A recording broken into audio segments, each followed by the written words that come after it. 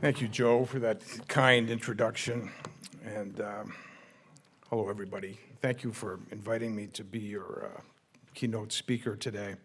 As was mentioned, I went to college at Colby, right up the road in Waterville, and it's a great pleasure to be back in the state of Maine, I must say. Your topic today, freedom of speech, is near and dear to me. It's based on the First Amendment. And let me be the third and hopefully last person to read the text of that today. I didn't know that would be quoted so much. But it's pivotal to the topic, so indulge me. It's just 45 words.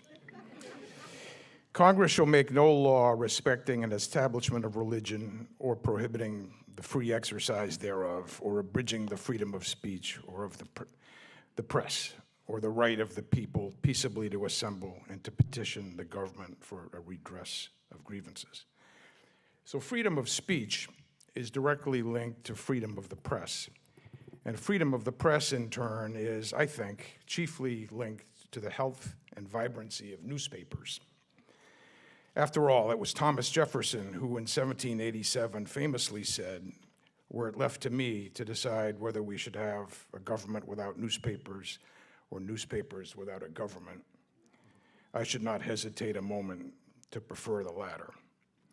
And it's newspapers, even in their diminished condition in the internet era, which still have the bulk of reporters on whom we depend to hold government and major institutions accountable. That is, to speak truth to power.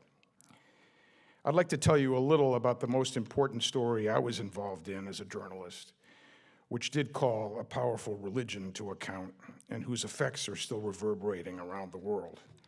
And I also want to explain why I think freedom of the press and freedom of speech are being threatened today.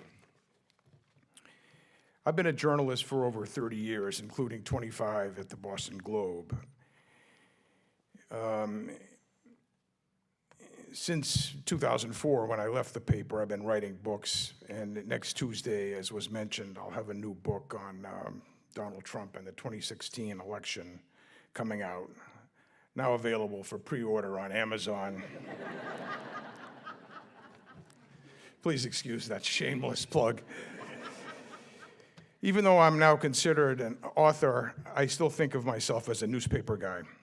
In 2002, as deputy managing editor at the Globe, I was privileged to oversee coverage of our investigative group, the Spotlight Team, into sexual misconduct by Catholic priests, which was awarded the 2003 Pulitzer Prize for Public Service. Then, against all odds, our investigation was turned into a pretty good movie called Spotlight, which I understand was shown on campus the other day. Did you like it?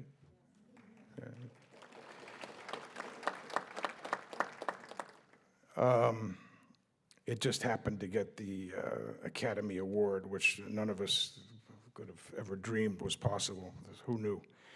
Sexual misconduct actually seems too tame a term to describe what hundreds of priests did in the Archdiocese of Boston, mostly to young altar boys, over the course of many, many years. These were rapes, really, and they were the ultimate abuses of power committed by men holding positions of moral authority. These were scandalous betrayals, nothing less. Yet there were inherent problems prosecuting these cases. One was that the statute of limitations had passed in most of them, so charges couldn't be brought against many priests. And most of the cases had been settled by the church under terms which prevented the victims from speaking out about what had happened to them. In addition, there was the problem of persuading victims to go on the record about such a personal and traumatic experience.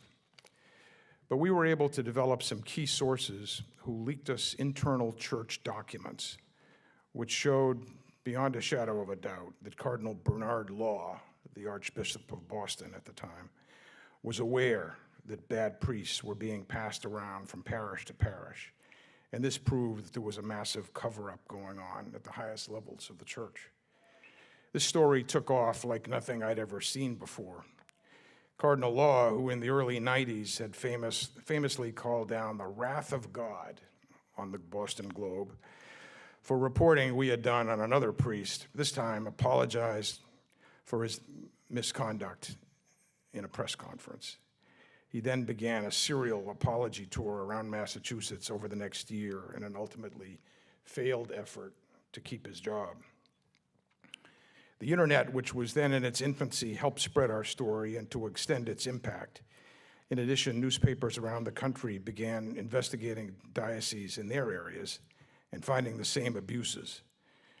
The U.S. Conference of Cardinals called a meeting to discuss sexual abuse, and then the Pope summoned cardinals from around the world to Rome to deal with the crisis. Some reforms were made, but the problem continues to this day. A few weeks ago, Pope Francis summoned senior bishops from around the world to Rome for another meeting focused on protecting minors from priests. That meeting will mark the first time that presidents of bishops' conferences worldwide have been summoned for a meeting on a specific topic. After 3 decades of denial, the Vatican is being forced to treat the sex abuse problem as a global crisis and not the failing of one particular country or culture.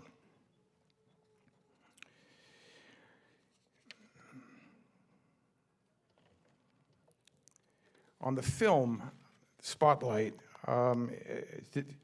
despite the success of our stories in the newspaper, we learned that film percolates into the culture differently, and the movie has had a greater impact than the original stories did. One of the main lessons from this film is to underscore the importance of investigative reporting in a democracy. Sadly, there isn't enough of it going on anymore. Mostly this is because newspapers are struggling to survive in the internet era. Newspaper staffs in America are down by about 50% since 2003. So nearly 5 out of every 10 reporters have disappeared, leaving crucial beats like state capitals and city halls vacant, and many public meetings without coverage. More and more nonprofit news organizations, digital startups, university-based centers, and public radio stations are beginning to fill the gap, sometimes in partnership. But it's still newspapers, even in their battered state, which remain the dominant media players in local markets. We're dealing now with at least 2 generations of people who have grown up without the newspaper reading habit and with the idea that news should be free. Sadly, most young people these days seem not to care about reading a paper thoroughly or about being well-informed. Too many are content to skim the headlines online without paying for what they read. But news can't be free. After all, what business can survive, or what business can give away its product, and expect to survive for long? Yet when most papers try to put up a paywall online, they are having great difficulty getting readers to pay for their product. I think this is outrageous. After all, an online subscription to your local newspaper is cheap. I did a little research before coming up here today and found out that an online subscription to the Kennebec Journal costs only $12.43 a month. Can anybody afford that? I think it'd be good if you subscribe. Support your local paper. Meanwhile, at a time when newsrooms have been decimated by layoffs, too many editors have concluded that investigative reporting is a luxury they can do without. They're wrong. It's essential, especially today when President Donald Trump has introduced a scary new phrase into the vernacular: alternative facts. Let's be clear. Alternative facts are falsehoods or outright lies, depending on the level of deception that was intended. Yet Trump speaks untruths routinely, from saying that Barack Obama was not an American citizen, to the size of the crowd at his inauguration, to claiming that 3 million illegal immigrants voted for Hillary Clinton as a way of explaining away the fact that he lost the popular vote to her by about those same 3 million votes. The Washington Post keeps track of Trump's falsehoods and reported earlier this month that since he took office, the president has made over 5,000 false or misleading statements. That's an average of more than 8 whoppers a day. That is staggering. But does anyone care anymore? Trump is like an open fire hose, dominating the news cycle to such an extent that people are probably inured to much of what he is saying. And America today is so divided that people can't even agree on what facts are. Most people are retreating to their own sides of the ideological divide and getting their news only from outlets that they agree with philosophically. So if a paper like the Washington Post or the New York Times points out a factual error by Trump, his supporters often refuse to believe it or dismiss the reports as liberal bias. This is a dangerous state of affairs. When a society cannot even reach consensus on what facts are. So today, more than ever, we need a vigorous free press to hold government and other institutions accountable, because I think eventually the truth does emerge. There are inherent tensions between any president and the press, and that is proper because the executive branch and the Fourth Estate have different vested interests. But Trump has taken these tensions to a new and, in my view, dangerous level by astonishingly declaring that the media are the enemy of the American people. And he calls them the opposition party. He also refers to journalists as slime and scum at his campaign rallies. He dismisses any story that is critical of him as fake news. Never mind that virtually all of those stories are true. He wants to change the libel laws by making it easier for a public figure like him to sue the press if he feels he's been wronged.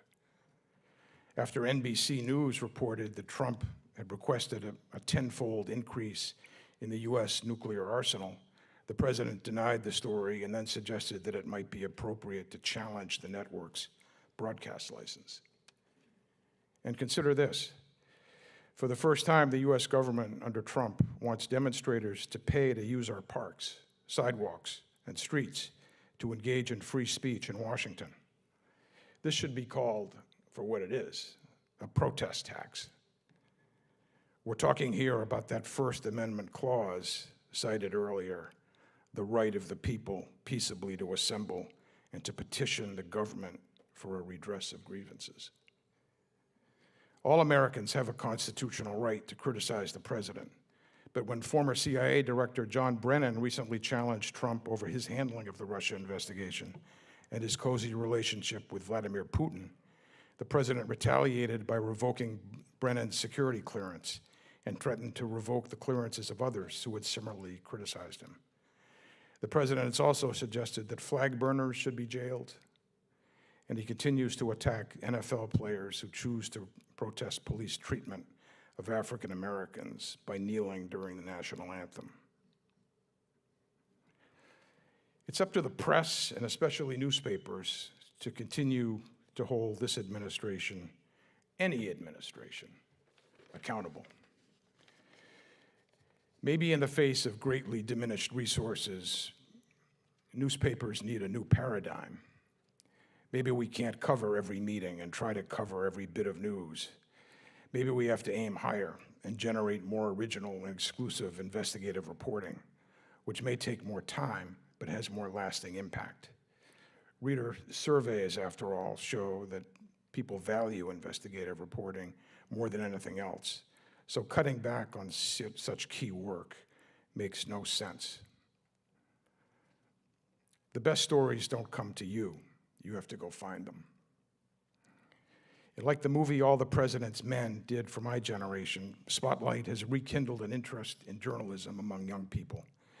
It's been a great morale boost for a troubled and distressed industry. But the question is, can it last? I'm hopeful that it can. I'm hopeful that entrepreneurs way above my pay grade will help figure out how to monetize daily journalism in the internet era, and the different platforms for doing good reporting will continue to proliferate. The fact remains that being a reporter is an important job and a noble calling. I don't know of another job where you can have so much fun and have a chance to change the world. Thank you, and I hope you all have a great academic year.